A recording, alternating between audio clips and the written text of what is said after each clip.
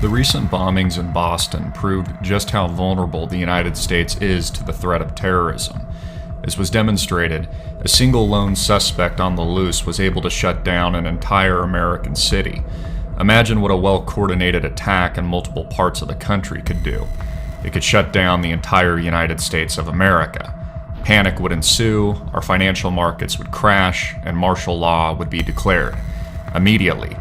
The question then begs, are Americans any safer now post the September 11th terror attacks that rocked New York City and the Pentagon in Washington? And the answer to that question is clearly no.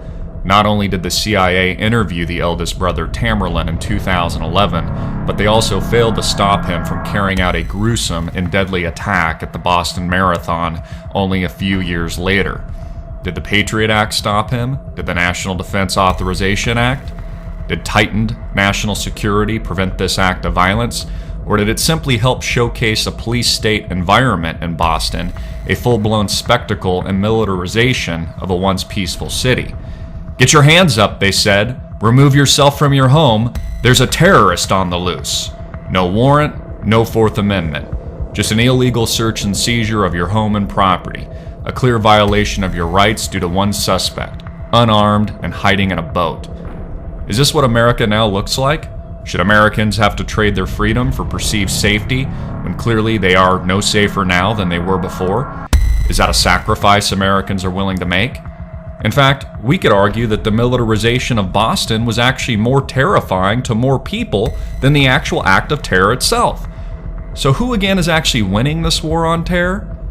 Can the United States stop acts of terror from happening in the first place? Will a proposed ban on guns help stop it? Will CISPA or SOPA? The answer is clearly no. What blew up at the Boston Marathon, killing 3 and wounding dozens more, was a bomb made of pressure cookers. It wasn't an assault rifle or an AR-15. They were materials that can be found at your local Home Depot or Williams-Sonoma. Should the Department of Homeland Security ban all pressure cookers?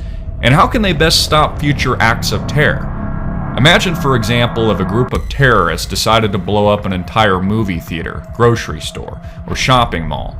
Not just one, but dozens of them all across the country at once. What could the United States do to stop them, if anything at all? Would metal detectors and TSA checkpoints at every movie theater across the country help prevent these attacks? Are Americans comfortable with a pat-down before they buy their popcorn or take a restroom break? What should be most alarming is that the Boston terror attack was actually a very unsuccessful one in terms of casualties, and the alleged suspects that built the bombs obvious amateurs. If they were any good at what they were doing, the bombs that went off that killed 3 would have killed thousands of people and wounded hundreds more. But America was lucky this time. What about the next?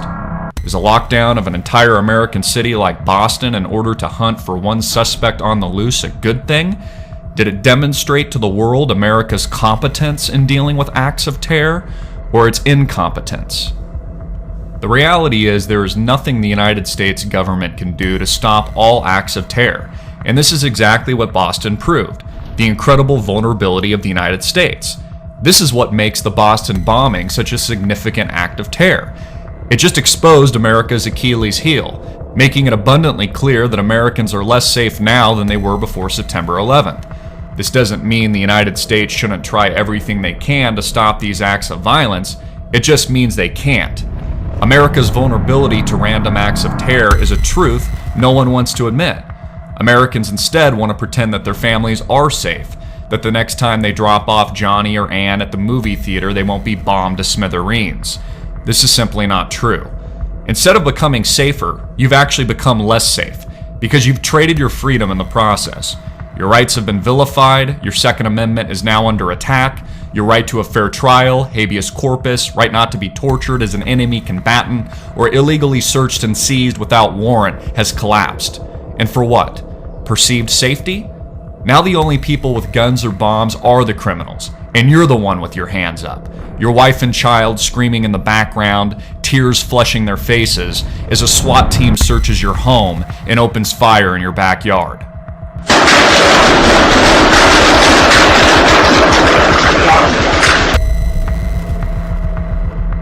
If you like this video, please share it everywhere.